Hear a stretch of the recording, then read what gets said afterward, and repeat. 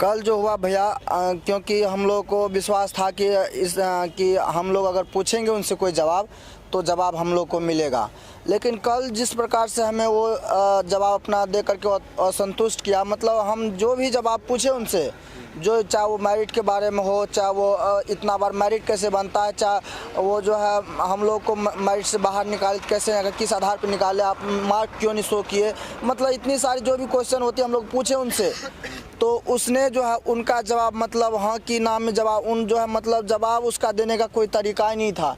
मतलब उनके पास हमें पता चला कोई जवाब ही नहीं है। इनसे स्पष्ट हो जाती है कि उसने बहुत बड़ा घोटाला किया है इसमें, जिसके कारण जो है मतलब वो कोई जवाब देने आगे जो भैया हम लोग का विचार है आगे। अब मतलब वो जो घोटाला किया वो मतलब अपना जवाब जो दिया उससे पता चला कि बहुत बड़ा घोटाला किया है, और इससे हम आगे जो हम लोग करेंगे मतलब अब हक जो है वो लड़ना ही पड़ेगा और हम लोग को मिलेगा, ये हम लोग का जो विचार है। क्योंकि ऐसे मतलब सब जो है भाई लोग भी आ रहे हैं और हम लोग जो है आगे जो है गृह मंत्रालय का घेराव करने जाएंगे, और हम लोग जो है इस प्रकार से अपना हक के लिए लड़ते, जिस प्रकार से लड़ते आए हम लोग पिछले 1 महीना से, तो इस प्रकार से हम लोग लड़ेंगे।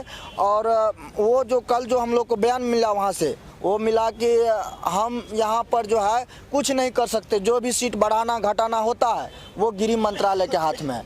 इसलिए हम लोग जो है अब वहीं पहुँचेंगे जहाँ मतलब जो उनका जो है हेड है, जिसके अनुसार वो चलता है। कहने का मतलब ये हुआ कि वो जो है ना सिर्फ अपने दूसरे कंधा पे बंदूक रख के चलाता है, वही बात है। वो तो कह रहा था कि मतलब जो भी इसमें करता है गृह मंत्रालय से हमें जैसे जैसे आदेश आती है वैसे हम करते उसके अनुसार चलते हैं। तो हमारा कहना है कि जब आप उसके अनुसार चलते हैं तो फिर आप जो है ये सीट जो बढ़ाते घटाते हैं तो ये आप अपने अनुसार क्यों चलते, तो सब काम आप उन्हीं को दे दो ना, फिर आप क्यों करते हो?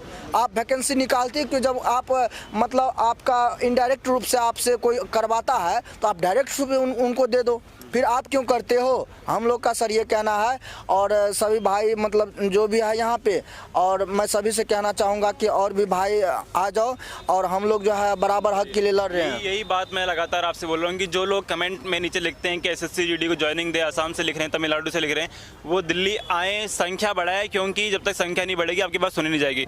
सर आप कहाँ से हैं? मैं पंजाब से। बताएं सर कि आगे क्या करेंगे, क्योंकि कल जो हमने तस्वीर देखी उसके बाद भी कुछ नहीं हुआ, तो अब आगे क्या तैयारी है? हमें 1-1.5 महीना हो गया जहाँ पे आए हुए, हर कोई बात, जैसे हम राजनाथ सिंह से मिलने गए वो उन्होंने भी कहा कि ये उनका मुद्दा है। हर कोई ना एक दूसरे पे बात फेंक देता है कि नहीं ये उसका है, ये उसका है। बीजेपी वालों के दफ्तर गए, नहीं ये उसका है। मेमोरेंडम दे दिए हमने कई जगह, लेकिन आज तक कोई जवाब नहीं आया। और धरना भी दिया, वहाँ पे भी जंतर मंतर में 3-4 बार धरना दिया, 3-4 बार मेमोरेंडम मांग लिया उन्होंने, तो उसके बाद कोई जवाब नहीं, अभी तक कोई जवाब नहीं आया। कम से कम 15-16 मेमोरेंडम चले गए हमारे। इच्छा मृत्यु के लिए भी दिया, सरकार को कोई फिक्र ही नहीं है। चाहे मृत्यु के लिए सर क्यों इच्छा मृत्यु की मांग क्यों कर रहे हैं? इच्छा मृत्यु सर करेंगे भी क्या, और हमारे पास ऑप्शन ही नहीं है कुछ भी। अब सर हम लोगों को अपना हक ही नहीं मिलता है। मतलब भारत ऐसा देश है, कभी कहा जाता था कि युवाओं का देश है। यहाँ पे तो हम लोग जिस पैरामिलिट्री फोर्स के लिए जो भी योग्यता होती है उनको हम लोगों ने 3 साल की लंबी समय में हम लोगों ने कम्पीट किया, और कम्पीट करने के बाद भी हम लोगों को अपना हक नहीं मिलता है।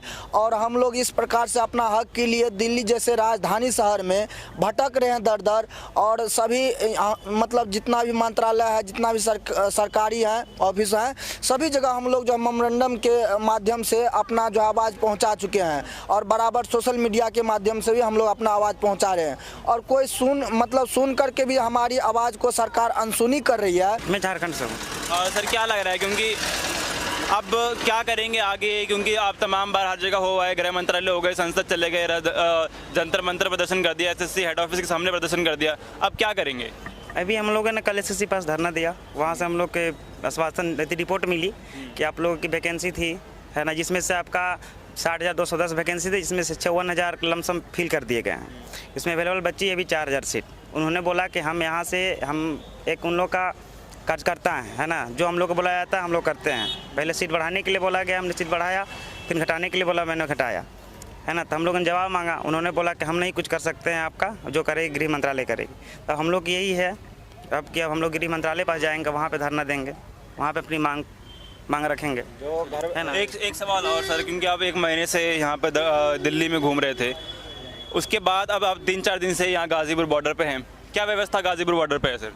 गाजीपुर बॉर्डर पे हमारा पूरा सामान है। हम तो जहाँ पे किसानों के साथ हमारे परिवार भी बैठा है उधर सिंघू बॉर्डर पे, तो ये तो हमारे परिवार है। इन्होंने हमें बहुत मतलब कि इज्जत और मान, हमारे लिए टेंट, पंखे और खाने पीने की व्यवस्था की। ये तो हमारे लिए भगवान है। और मैं एक बात बताना चाहता हूँ, जो घर बैठे हैं लिखते हैं नीचे ऑल मेडिकल फिट ज्वाइनिंग, अभी हमारा मुद्दा ऑल मेडिकल फिट ज्वाइनिंग का नहीं है। अभी हमारा मुद्दा है हमें ज्वाइनिंग दो, बस हमें अपनी ज्वाइनिंग की बात करनी है। ऑल मेडिकल का मुद्दा नहीं हम अब रखेंगे, क्योंकि जो घर बैठे हैं 53,000 बच्चे घर बैठे हैं, 53,000 में से 1% भी यहाँ पे नहीं पहुँचा है, तो हम अपनी बात करेंगे और किसी की बात नहीं करेंगे। तो एक मैं अपने सोशल मीडिया को धन्यवाद देना चाहता हूँ, आपका न्यूज़ और हो गया NWI न्यूज़, तो एक भाई अंकित भाई AC न्यूज़ को बहुत बहुत धन्यवाद देना चाहता हूँ, जिन्होंने आज अभी तक 1.5 महीने से हमारी पूरी आवाज़ उठाई है। आप तीनों को बहुत बहुत धन्यवाद। तो सर आगे हैं आप, वही किसान आंदोलन में मौजूद हैं, गाज़ीपुर बॉर्डर पे हैं 3-4 दिन से। किसानों को, क्योंकि ये आंदोलन में 4 महीने होने वाले हैं, इसको भी, इसके बारे में आप क्या सोचते हैं? बस यही हमारे मतलब जो भी किसान है ना, हमारे पिताजी भी किसान है, हम चाहते हैं किसान जिन तीनों कानून के खिलाफ बैठे ना, उनकी मांग पूरी की जाए, उन्हें रद्द किया जाए, और जो प्राइवेटीकरण हो रहा है, जो निजीकरण हो रहा है, उसको बंद किया जाए। बस यही है किसानों के बारे में। आपको क्या लग रहा है कि, क्योंकि आप भी 1 महीने हो गए आप लोगों के बीच दिल्ली में घूमते हुए, 3 साल बाद रिजल्ट आपकी मेरिट लिस्ट आई, क्या लग रहा है क्यों मेरिट से निकाला गया, क्या वजह रही मेरिट से निकालने की? बस यही है, एक वजह है घोटाला। जैसे हम कल SSC के सामने ऑफिस में बैठे, तो हमने उनसे सवाल पूछे, तो उनका वो एक भी जवाब नहीं दे पाए। इसका मतलब सीधी बात है उन्होंने घोटाला किया है। हमें जैसे उन्होंने 40,000 सीटें बेच दी पैसों से, इसलिए हम पैसे देते तो हमें भी रख लेते मेरिट में। जिन्होंने पैसे दिए उन्हें रख लिया, हमें बाहर कर दिया। उन्हें पास हमें बाहर करने का कोई कारण ही नहीं है, बस वही है। SSC ने सीधी बात है घोटाला किया है। तो आपने सुनी सबकी बात। तो SSC, मैं भी ये बात बोलता हूँ कि SSC जो है, लगातार ये चीज़ें होती है कि सरकारी वैकेंसीज आती हैं, फॉर्म आते हैं और फॉर्म के नाम पे पैसे लिए जाते हैं, और लेकिन जब फॉर्म आते हैं तो उसके बाद का नहीं पता कि कब आपके एग्ज़ाम होंगे, एग्ज़ाम के बाद नहीं पता कब रिज़ल्ट आएगा, रिज़ल्ट के बाद आपको नहीं पता है कि कब आपकी ज्वाइनिंग, रिजल्ट आने के बाद ये बच्चे आप देख रहे हैं कई दिनों से कि इनकी ज्वाइनिंग नहीं हो रही है। तो दोस्तों, इन्हीं तस्वीरों के साथ मैं ये वीडियो ख़त्म करूँगा। मिलेंगे अगली वीडियो में इन्हीं के बच्चों के साथ, किसानों के साथ। तब तक के नमस्कार, खुश रहें, स्वस्थ रहें।